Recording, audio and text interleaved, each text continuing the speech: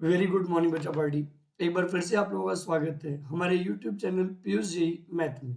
और जैसा कि आप लोग जानते हैं हम लोग एनसीईआरटी क्लास 12th स्टैंडर्ड का मैथमेटिक्स पार्ट 1 सॉल्व कर रहे हैं और उसमें आज हम लोग स्टार्ट करने वाले हैं एप्लीकेशन ऑफ डेरिवेटिव। तो एप्लीकेशन ऑफ डेरिवेटिव स्टार्ट करने से पहले वही तीन पुराने इंस्ट्रक्शन मैं आप लोगों को देना चाहूंगा। पहला और सबसे महत्वपूर्ण इंस्ट्रक्शन ये है कि सभी लोग अपने साथ एनसीईआरटी की बुक लेकर बैठे और उसमें एक्सरसाइज 6.1 ओपन कर लें। दूसरा सबसे महत्वपूर्ण इंस्ट्रक्शन, पेन और पेपर लेकर बैठे ताकि यदि बीच में कोई भी क्वेश्चन आपको ऐसा लगता है जिसका आपको सोल्यूशन लिख लेना चाहिए, या मैं कोई क्वेश्चन बीच में देता हूं और आपसे कहता हूं कि प्लीज सॉल्व इट, तो ऐसे सभी सिचुएशन में आप उनका रिस्पॉन्स कर सकें। और तीसरा सबसे महत्वपूर्ण इंस्ट्रक्शन कि कोई भी पॉइंट यदि आपको समझ में नहीं आता है तो आप वीडियो को रिवाइंड करके वापिस से देख सकते हैं। ठीक है, चलिए तो बहुत ज्यादा समय को बर्बाद न करते हुए अपना क्लास आरंभ करते हैं। तो भाई आज का हमारा टारगेट है एक्सरसाइज 6.1 और एक्सरसाइज 6.1 में जो कवर है वो है डेरिवेटिव एज अ रेट मेजरर। यानी कि 6.1 में जो है बच्चा पार्टी हमारे पास वो है डेरिवेटिव एज अ रेट मेजरर। तो हमें आज डिस्कस करना है कि भाई डेरिवेटिव एज अ रेट मेजरर क्या होता है। चलिए फिलहाल तो शुरुआत करते हैं। तो आज का हमारा टॉपिक है derivative as a rate measure. अब इसमें जो सबसे महत्वपूर्ण और जो सबसे पहला वर्ड हमें देखने को मिला वो था रेट। कि भाई आखिर रेट होता क्या है, क्योंकि जब तक हम लोग रेट नहीं समझेंगे तब तक हम लोग चीजों को डिस्कस नहीं कर सकते। तो देखो बेटा, एक्चुअली रेट क्या होता है ना, रेट दो चीजों से मिलकर बना होता है। रेट में पहली चीज जो पार्टिसिपेट करती है वह पार्टिसिपेट करती है क्वांटिटी, और दूसरी चीज जो पार्टिसिपेट करती है वो ये कि हम किसी भी क्वांटिटी के लिए किसको पे कर रहे हैं, यानी कौन इस पर इफेक्ट डाल रहा है। कौन इस पर क्या डाल रहे हैं, इफेक्ट। तो बेटा जब भी कोई भी बात करेगा अबाउट द रेट, तो रेट का मतलब होता है कि एक क्वांटिटी जिसको कोई इफेक्ट डालता हो। जैसे फॉर एग्जांपल मान लीजिए मैं मार्केट गया और मैंने चीनी खरीदा, शुगर। तो जब मैं शुगर खरीदूंगा तो मैंने कहूंगा भाई चीनी कैसे दी, तो दुकानदार कहेगा 30 रुपीज पर केजी। इसका मतलब बेटा क्या हो गया, इसका मतलब ये हो गया कि 1 केजी का जो प्राइस है वह 30 रुपए है। यानी कि आप बोल सकते हो कि रेट इज सेइंग दैट कि यूनिट में किसी भी ऑब्जेक्ट में कितना चेंजेस होगा। यानी कि एक यूनिट पर किसी भी ऑब्जेक्ट में होने वाले चेंज को हम लोग रेट बोलते हैं। एक यूनिट पर किसी भी ऑब्जेक्ट में होने वाले चेंज को हम लोग क्या बोलते हैं, रेट। और जो चेंज होता है उसको लिखते हैं न्यूमरेटर में, और जो यूनिट होता है उसको लिखते हैं डिनोमिनेटर में। जैसे मैं लिखूं कि एक कार है, उसकी स्पीड है 50 मीटर पर सेकेंड। इसका मतलब ये हो गया कि 1 सेकेंड में हमारी जो कार होगी वह 50 मीटर जाएगी। तो यहां से एक बात बिल्कुल स्पष्ट हो गया कि भाई साहब if anyone is discussing about the rate, तो रेट का मतलब होता है कि पर यूनिट पर होने वाले ऑब्जेक्ट में चेंज। अब देखो, इसका मतलब यहां से एक बात और स्पष्ट हो गया कि सर जी पर यूनिट में यदि ऑब्जेक्ट पर होने वाला चेंज, तो इसका मतलब ये है कि यहां पर भी पर यूनिट चाहिए। तो यहां पर यूनिट क्या होगा, तो देखिए डेरिवेटिव एज अ रेट मेजरर में मैक्सिमम टाइम जो पर यूनिट आएगा वह टाइम आएगा। मैक्सिमम टाइम जो पर यूनिट आएगा वो क्या आएगा, टाइम। यानी कि यहां पर मैक्सिमम टाइम जो डिफरेंशिएशन होगा वह टाइम के रिस्पेक्ट में होगा।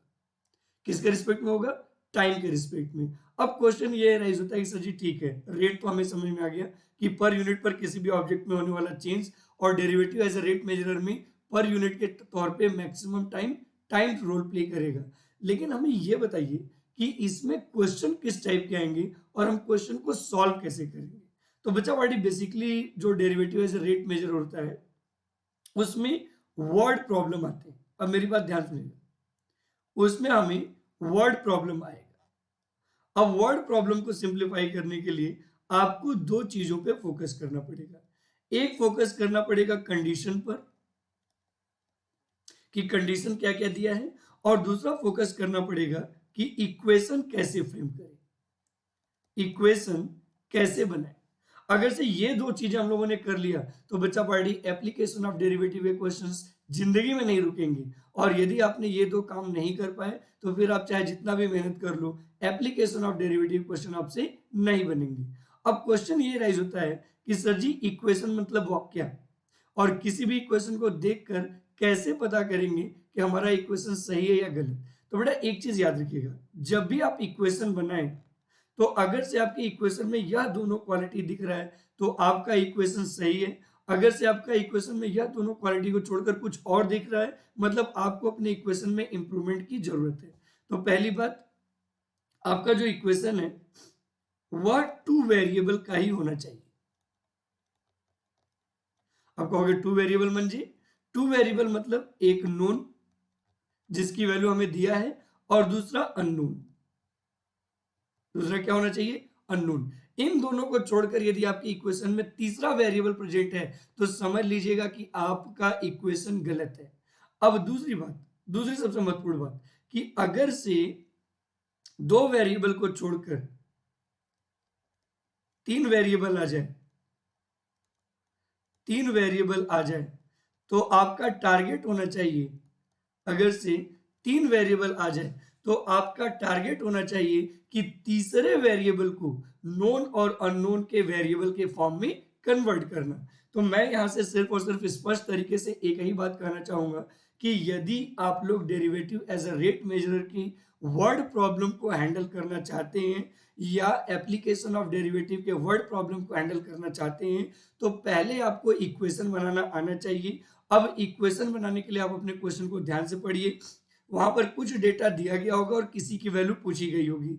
जिसकी वैल्यू पूछी गई होगी उसके लिए एक वेरिएबल असाइन करिए, जो डेटा दिया गया है उसके लिए दूसरा वेरिएबल असाइन करिए, और उन दोनों वेरिएबल को छोड़कर आपके इक्वेशन में तीसरा वेरिएबल प्रेजेंट नहीं होना चाहिए। यदि तीसरा वेरिएबल प्रेजेंट है तो उस तीसरे वेरिएबल को उन दोनों वेरिएबल के फॉर्म में कन्वर्ट करिए। जब तक आप कन्वर्जन नहीं करेंगे तब तक आप डिफरेंशिएशन नहीं कर सकते। और ये सारा कन्वर्जन करने के लिए हम लोग किसका इस्तेमाल करते हैं, कंडीशन का। किसका इस्तेमाल करते हैं, कंडीशन का। तो चलिए, मुझे जितना आपको समझाना था मैंने आपको समझा दिया। तो डेरिवेटिव एज अ रेट मेजरर में मोटी मोटी मैंने तीन बातें समझाई आपकी। पहली बात, यहाँ पर यूनिट के तौर पर टाइम रोल प्ले करेगा। दूसरी बात, इक्वेशन बनाते समय दो ही वेरिएबल इन्वॉल्व होना चाहिए, जिसमें एक वेरिएबल की वैल्यू पता होगी और एक वेरिएबल की वैल्यू अननोन होगी। और तीसरी सबसे महत्वपूर्ण बात, और वो ये कि भाई साहब इन दोनों वेरिएबल को छोड़कर यदि आपके इक्वेशन में कोई तीसरा वेरिएबल प्रेजेंट है तो आपको उसे एलिमिनेट करना पड़ेगा। ठीक है, चलिए अब हम लोग क्या करेंगे, अब हम लोग एक्सरसाइज 6.1 की शुरुआत करेंगे। तो यदि हम लोग एक्सरसाइज 6.1 के स्टार्टिंग के बारे में बात करें, यानी एक्सरसाइज 6.1 पे बात करें, बेटा याद रखिएगा एप्लीकेशन ऑफ डेरिवेटिव में सबसे महत्वपूर्ण है इक्वेशन बनाना। तो अब देखिए इसमें सबसे पहला क्वेश्चन हमारे पास क्या है, बेटा इसमें जो सबसे पहला क्वेश्चन हमारे पास है, जो सबसे पहला क्वेश्चन है वो कह रहा है find the rate, find the rate of change of the area, rate of change of the area, rate of change of the area of a circle, of a circle with respect to the radius, with respect to radius, with respect to radius r when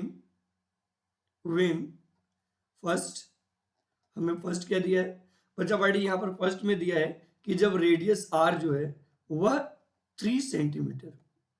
अब बेटा ध्यान से समझिएगा, अगर से हम इस question को ध्यान से पढ़ें तो क्वेश्चन में क्लियरली कह रहा है कि find the rate of change of the area of a circle with respect to radius. यानी बेटा यहां पर यूनिट के तौर पे जो रोल प्ले करेगा वह रेडियस रोल प्ले करेगा। यानी यूनिट के तौर पे जो रोल प्ले करेगा वो कौन रोल प्ले करेगा, वह रोल प्ले करेगा रेडियस।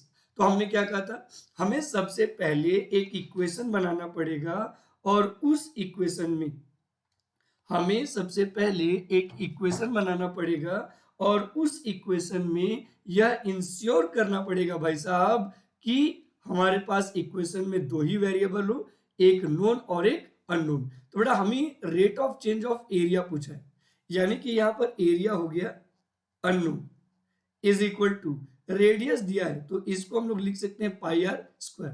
तो बेटा एरिया हो गया A is equal to pi are square. अब चूंकि रेडियस के रिस्पेक्ट में चेंजेस हो रहा है तो जिसके रिस्पेक्ट में चेंजेस होगा दोनों साइड उसी के रिस्पेक्ट में डिफरेंशिएट करेंगे। तो बच्चा पढ़िए हम दोनों साइड का डिफरेंशिएशन करेंगे विद रिस्पेक्ट टू आर। तो जब विद रिस्पेक्ट टू आर करेंगे तो यह आ जाएगा D A by D R is equal to pi constant बाहर निकाल लिया, ये हो जाएगा D D R of R square. सही है जी। अब यदि हम इसको सॉल्व करें तो D A by D R is equal to pi are square का डिफरेंशिएशन हो जाएगा 2r और बड़ा इस तरीके से आ जाएगा 2 पाई आर। अब हमें r की वैल्यू दिया है 3 सेंटीमीटर, मतलब जहां पर r है वहां पर हम लोग 3 सेंटीमीटर लिख सकते हैं। तो बड़ा ये क्या हो जाएगा 2 पाई इंटू 3 और ये आ जाएगा 6 पाई। यानी कि एरिया में जो चेंजेस होगा वह 6 पाई पर रेडियस के दर से होगा। अब इसके बाद इसी में बचा पार्टी दो पार्ट हमारे पास और है, सॉरी एक पार्ट और है, उसके लिए एरिया में चेंजेस आप पता करिए और that is B is equal to, B में है R is equal to 4 centimetre. तो देखिए 3 सेंटीमीटर के लिए मैंने कैलकुलेट करके दिखाया। आई रिक्वेस्टेड टू यू कि प्लीज 4 सेंटीमीटर के लिए आप लोग कैलकुलेट करके देखिए। चलिए फिलहाल हम लोग क्या करने वाले हैं, अब हम लोग क्वेश्चन नंबर 2 पे डिस्कशन करेंगे। अब ध्यान से सुनिएगा क्योंकि यहां से शायद क्वेश्चन की शुरुआत होगी। क्वेश्चन नंबर 2 में क्या कह रहा है कि the volume of a cube, the volume of a cube, the volume of a cube is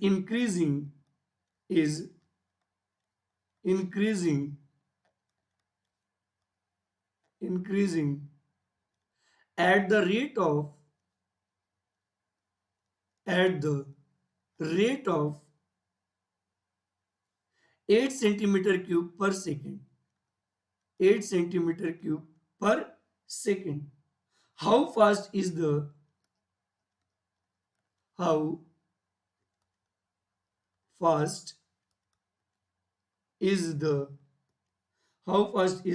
surface area increasing, surface area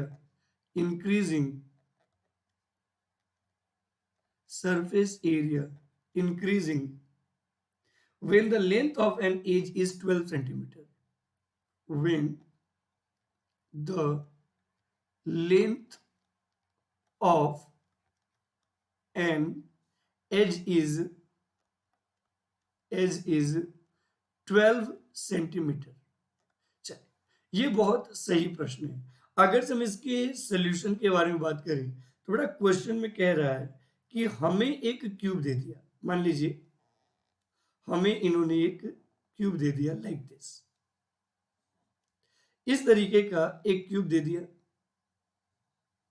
और क्वेश्चन में कह रहा है कि भाई साहब जो हमारे पास क्यूब है इसका जो वॉल्यूम है, देखो कैसे क्वेश्चन में क्या, the volume of a cube is increasing at the rate of 8 centimetre cube पर सेकेंड। इसका मतलब बेटा वॉल्यूम में जो सेकेंड की वजह से चेंजिंग हो रहा है, यानी पर यूनिट के तौर पे कौन से रोल प्ले कर रहा है, सेकेंड। तो मैं अगर से यहां पर वॉल्यूम को v मान लूं, if I am going to consider volume as a v,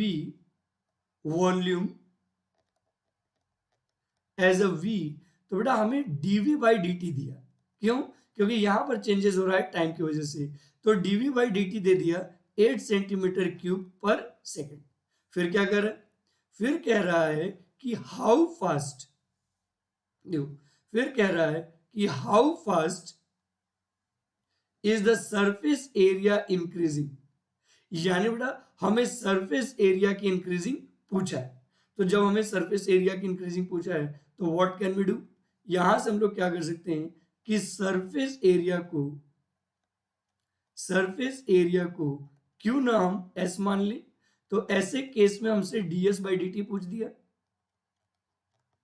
और फिर क्या कर रहा है, फिर कह रहा है भाई साहब आगे कि when the length of an edge is 12 centimetre, जब एक एज का लेंथ कितना हो 12 सेंटीमीटर हो, यानी कि अगर से हमारे वॉल्यूम का एज 12 सेंटीमीटर हो जाए तो इसके सरफेस एरिया में कितना तेजी से चेंजेस आएगा।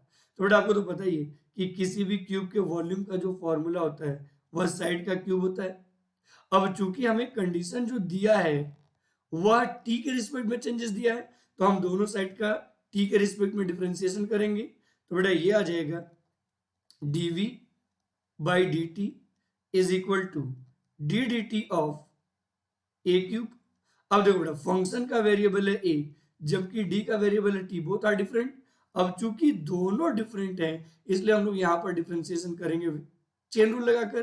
तो देखो क्या आ जाएगा, ये आ जाएगा dv by D T is equal to 3a² D A by D T. अब हम लोग कंसल्टिंग वैल्यूज को पुट करें तो बेटा dv बाई डी टी की वैल्यू दिया है 8, तो यहां पर रख दिया 8 is equal to 3 into a² मतलब 12 का स्क्वायर इंटू हो गया D A by D T. अब यहां पर ध्यान से देखो, अगर से हम इसको थोड़ा सा आगे बढ़ाएं तो भाई साहब अब ये क्या होगा, इसका मतलब कि जो हमारे पास dA बाई डी टी आएगा वह आ जाएगा 8/3 इंटू 12 का स्क्वायर। सही है जी। और हमें चेंजेस किसका पूछा है बेटा, हमें चेंजेस पूछा है सरफेस एरिया का। इसका मतलब हमें फॉर्मूला लगाना पड़ेगा सरफेस एरिया के लिए। तो देखिए सरफेस एरिया का फॉर्मूला होता है, यहां पर हम surface area stand for total surface area ही मान के चलेंगे, और ये होता है 6a²। इसको हम लोगों ने रिप्रेजेंट किया s से, तो s इज इक्वल टू आ गया 6a²। और अब हम लोग दोनों साइड का डिफरेंशिएशन करेंगे विद रिस्पेक्ट टू t। तो यदि हम लोग t के रिस्पेक्ट में डिफरेंशिएशन करते हैं तो देखो क्या हो जाएगा, ये आ जाएगा बच्चा party ds by D T is equal to 6 time D D T of a²। चलिए अब इसका करते हैं डिफरेंशिएशन। तो बेटा ये हो जाएगा 6 इंटू a² का हो जाएगा 2a into D A by D T. सही है जी। अब यदि हम लोग चाहें तो यहां से D A by D t की वैल्यू ले सकते हैं और a की वैल्यू हम लोग यहां से ले सकते हैं। तो यदि हम लोग पुट करें जी तो देखो क्या आ जाएगा 12 इंटू 12, 6 इंटू 2 12 हो गया, और a की जगह लिख दिया 12 इंटू 8/3 इंटू 12 स्क्वायर। तो बेटा 12 स्क्वायर से यह दोनों 12 हो जाएगा कैंसिल, और यहां पर आ जाएगा 8/3 मीटर स्क्वायर पर सेकंड। तो इसकी जो सरफेस एरिया में चेंजेस होगा बच्चा पार्टी वह 8/3 मीटर स्क्वायर पर सेकंड से होगा। तो यहां पर सबसे महत्वपूर्ण बात हमने क्या सीखा, सबसे महत्वपूर्ण बात ये सीखा, मैंने आपको ऑलरेडी पास्ट में भी बता दिया था कि मैक्सिमम नंबर ऑफ टाइम जो चेंजेस होगा वो टाइम के रिस्पेक्ट में होगा। तो सबसे पहले जितने कंडीशंस आपको दिए गए हैं उनको बारी बारी से लिख लीजिए, फिर जिनकी वैल्यूज आपको निकालनी है उनको भी लिख लीजिए। अब उसके बाद आपको क्या करना है कि एक इक्वेशन बनाना है जिसमें गिवन कंडीशन और अननोन दोनों का वेरिएबल इन्वॉल्व हो, और उसके बाद आपको क्या करना है, दोनों साइड को डिफरेंशिएट करना है, और फिर लास्ट में कंसल्टिंग वैल्यू पुट करना है। लास्ट में कौन सी वैल्यू पुट करना है, कंसल्टिंग। जैसे एज दे दिया तो एज पुट कर दिया, रेडियस दे दिया तो आर पुट कर दिया, वगैरह वगैरह। जैसे अगर हम लोग यहाँ पर क्वेश्चन नंबर 3 पे मूव करें तो देखो बेटा क्वेश्चन नंबर 3 क्या कहता है। Question number 3 is saying that, question number 3 कहता है कि the radius of a circle, the radius of a circle, the radius of a circle is increasing uniformly, is increasing uniformly,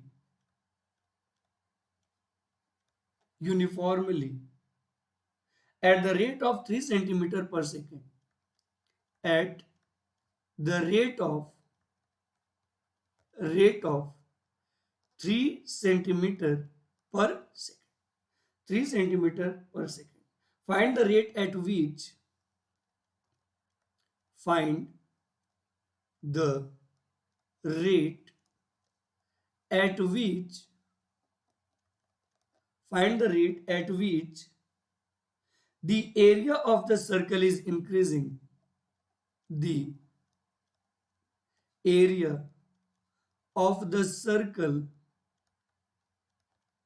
the area of the circle is increasing, is increasing, is increasing when the radius is 10 centimeter. When the radius is, radius is 10 centimetre. बहुत सही. चलिए अब हम लोग यहां पर इसके solution के बारे में बात करेंगे. ठीक है, देखिए क्या कह रहे हैं. क्वेश्चन में कह रहा है भाई साहब कि the radius of a circle is increasing uniformly eight the rate of 3 centimetre per second. यानी कि मान लीजिए हमारे पास एक सर्कल है और इस सर्कल का हमने रेडियस मान लिया आर. रेडियस क्या मान लिया आर. तो बेटा जो आर में चेंजेस हो रहा है वो 3 सेंटीमीटर पर सेकेंड हो रहा है. चूंकि टाइम की वजह से हो रहा है तो जिसकी वजह से चेंजेस होगा डिफरेंशिएशन भी उसी के रिस्पेक्ट में करेंगे. तो ये हो गया D r by D T, that is 3 centimetre per second. फिर क्या कह रहा है, फिर कह रहा है कि find the rate at which the area of the circle is increasing. यानी हमें एरिया ऑफ सर्कल किस रेट से इंक्रीज करेगा ये पूछ रहा है. तो मान लीजिए एरिया को मैंने मान लिया ए, तो बेटा हमसे d A by D t पूछा, d A by D t पूछा. जबकि क्या कह रहा है, आगे कह रहा है कि when the radius is 10 centimetre. जबकि रेडियस कितना सेंटीमीटर हो, 10 सेंटीमीटर. यानी अगर से रेडियस 10 सेंटीमीटर हो तो हमसे कह रहा है कि बताइए फिर एरिया में किस रेट से चेंजेस होगा. तो बच्चा पार्टी मैंने थोड़ी देर पहले क्या बोला था, मैंने थोड़ी देर पहले बोला था कि आपको एक इक्वेशन बनाना पड़ेगा जिसमें दो ही वेरिएबल प्रेजेंट हो, एक नोन और एक अननोन. तो देखिए यहां पर एक वेरिएबल है अननोन वाला ए और एक वेरिएबल है नोन वाला आर, और हमें ए और आर में रिलेशन चाहिए. और आपको पता है कि एरिया ऑफ सर्कल होता है पाई आर स्क्वायर. अब हम लोग दोनों साइड का डिफरेंशिएशन करेंगे विद रिस्पेक्ट टू टी, क्योंकि कंडीशन टी के रिस्पेक्ट में डिफरेंशिएशन बोल रहा है. तो यहां पर हो जाएगा D A by D T is equal to pi, constant तो बाहर निकाल लिया, D D T of R square. ठीक है, अब यदि हम लोग इसको सॉल्व करें जी तो यहां पर तो हम लोग लगा देंगे चेन रूल. तो बेटा आर स्क्वायर को हो जाएगा 2r D r by D T. अब देखिए क्या हो जाएगा, ये हो जाएगा 2 पाई इंटू आर की जगह पर यदि हम चाहें तो 10 लिख सकते हैं 10, तो बेटा इसको लिख दिया 10 into D r by D t की जगह पर 3 लिख सकते हैं. अब यदि कंप्लीट की बात करें तो 2 2 जा 20 और 20 3 जा 60, तो ये हो जाएगा 60 पाई सेंटीमीटर स्क्वायर पर सेकंड. यानी बेटा जो एरिया में चेंजेस होगा वह 60 पाई सेंटीमीटर स्क्वायर पर सेकंड का होगा. तो बच्चा पार्टी इसमें क्वेश्चन बहुत कॉम्प्लिकेटेड नहीं आते हैं. सिर्फ और सिर्फ आपके दिमाग में एक बात तय होना चाहिए, वो ये कि how can we make the equation. if we are able to make the equation then definitely we are able to solve question related to application of derivative. तो चलिए फिलहाल क्वेश्चन नंबर 4 पे बात करें तो ज्यादा बेहतर है. यदि हम लोग क्वेश्चन नंबर 4 पे डिस्कशन करते हैं तो देखिए क्वेश्चन नंबर 4 क्या कह रहा है. बेटा question number 4 is saying that कि an edge of a variable cube, an edge of a variable cube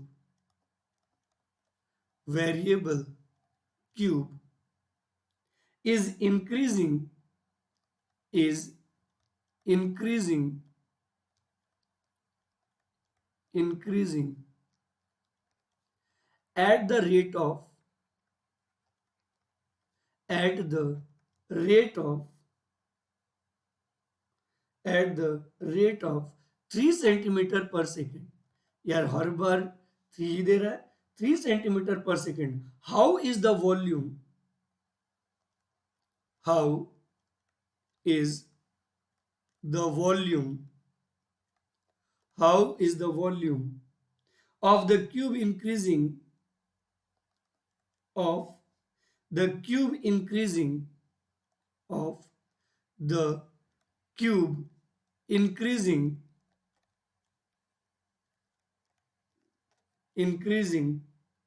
when the edge is 10 centimeter long. When the edge is 10 centimeter long. 10 centimetre. सही है जी. चलिए अब हम लोग इसके सोल्यूशन के बारे में बात करते हैं. ठीक है बेटा, this one is similar to question number 3, तो मैं बहुत ज्यादा डेप्थ में इसका डिस्कशन नहीं करूंगा. फिलहाल तो कह रहा है कि अगर से हम क्वेश्चन को पढ़ें तो कह रहा है कि an edge of a variable cube is increasing at the rate of 3 centimetre per second. यानी कि हमारे पास एक वेरिएबल क्यूब है. आइए वेरिएबल क्यूब बना लेते हैं जी. हमारे पास एक वेरिएबल क्यूब है लाइक दिस. इस तरीके से हमारे पास एक वेरिएबल क्यूब है और इस वेरिएबल क्यूब का यदि एज को मैं ए मान लूं तो बेटा कह रहा है कि एज में जो चेंजेस हो रहा है वह टाइम की वजह से 3 सेंटीमीटर का हो रहा है. यानी 1 सेकेंड में 3 सेंटीमीटर. तो हम लोग इसको ऐसे लिख सकते हैं D A by D T is equal to 3 centimetre per second. बस इतना ध्यान में रखना बच्चा पार्टी की जो डिनोमिनेटर में है डिफरेंशिएशन उसी के रिस्पेक्ट में होगा. क्योंकि डिनोमिनेटर में टी है तो डिफरेंशिएशन भी टी के रिस्पेक्ट में होगा. फिर हमसे क्या कर रहा है, फिर हमसे आगे क्वेश्चन में कह रहा है कि how is the volume of cube increasing. अब वॉल्यूम ऑफ क्यूब कैसे इंक्रीज करेगा. तो बच्चा पार्टी यहां पर इसका मतलब अगर से मैं वॉल्यूम ऑफ क्यूब को v मान लूं तो हमसे dv बाई डी टी पूछ दिया. फिर क्या कर रहा है, आगे कह रहा है कि when the edge is 10 centimetre long. यानी कि अगर से क्यूब का जो एज है वह 10 सेंटीमीटर लॉन्ग हो जाए.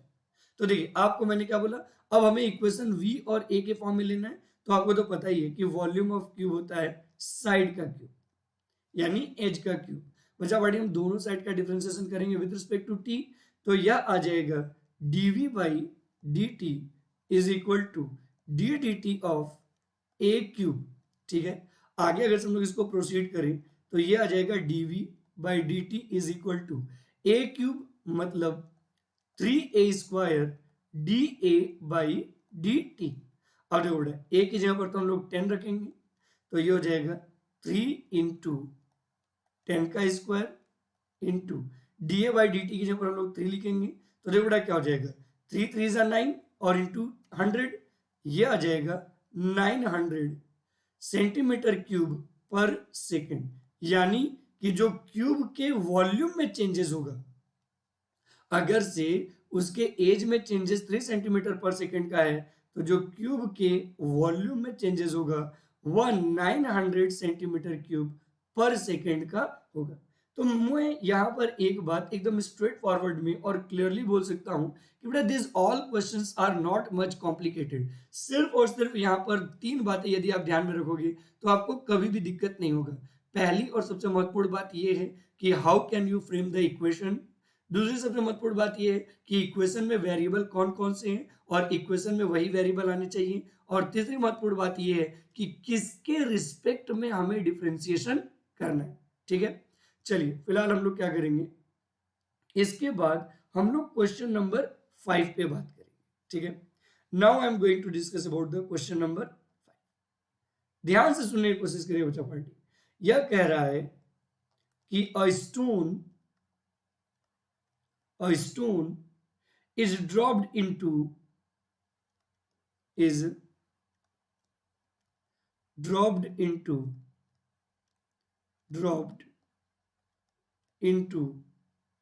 a quiet lake, a quiet lake, and waves moves in the circles, and waves moves in the circle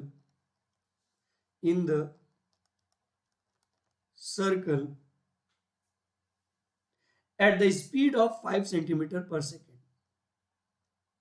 At the speed of 5 centimeter per second. At the instant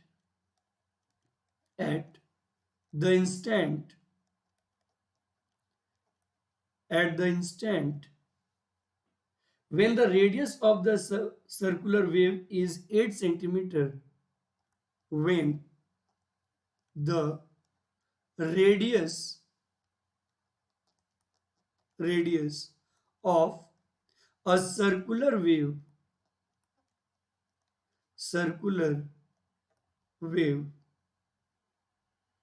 is 8 centimeter, how fast is the enclosed area increasing? How fast is the enclosed area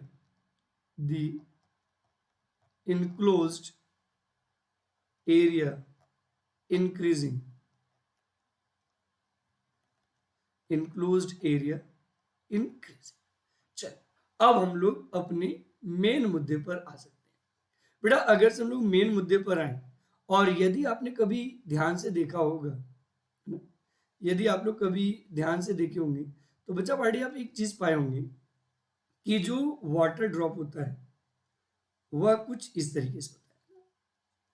जो water drop होता है वह कुछ इस तरीके से होता है। मान लो ये हमारे पास वाटर ड्रॉप है, जस्ट थिंक अबाउट इट। मान लीजिए कि ये हमारे पास वाटर ड्रॉप है, यानी एक लेक में पानी इस तरीके से पड़ा हुआ है, ठीक है। मान लीजिए कि हमारे पास एक लेक है और इसमें इस तरीके से पानी ही पानी है।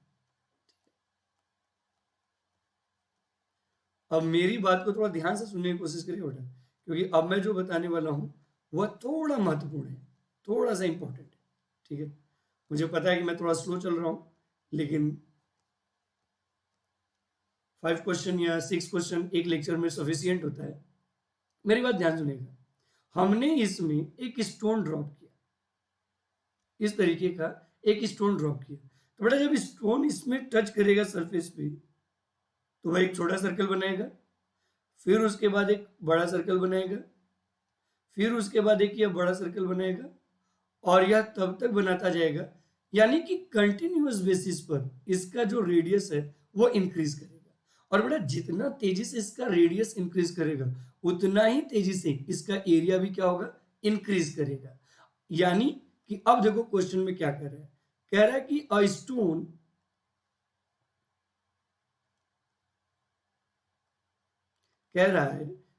Stone is dropped a quiet lake and waves moves in the circle at the speed of 5 centimeter per second।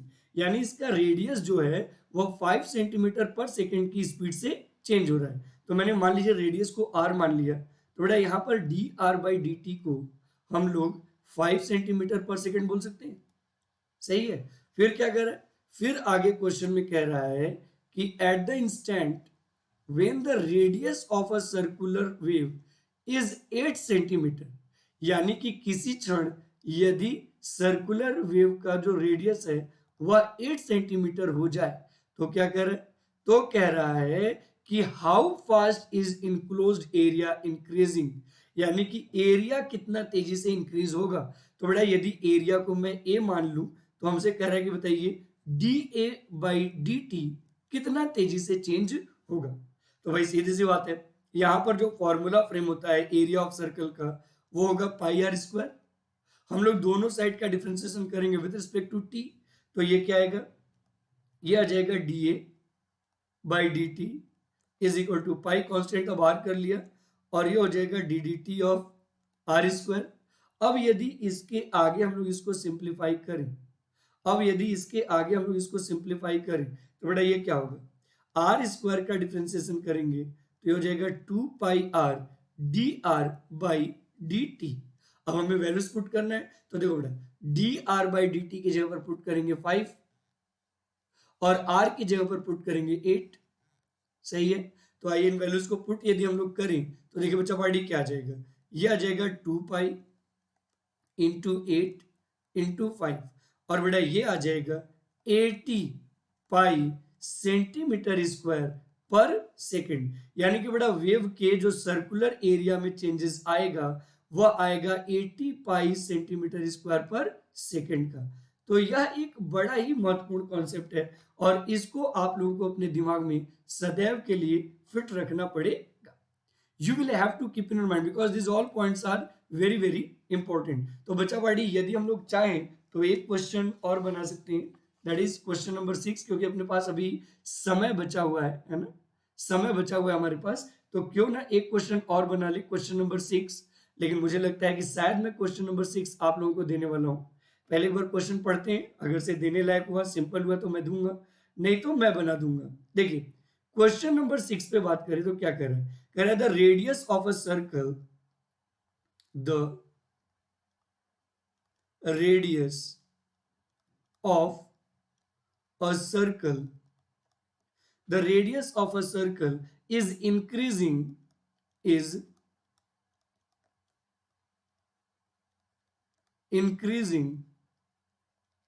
at the rate of 0.7 centimeter per second. What is the rate of increasing? What is the rate of increasing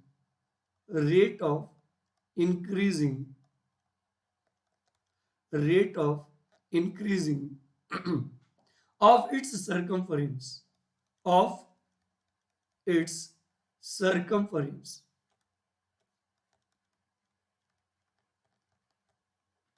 बच्चा party मैं समझ गया, this question is too easy, तो if you want you can attempt yourself.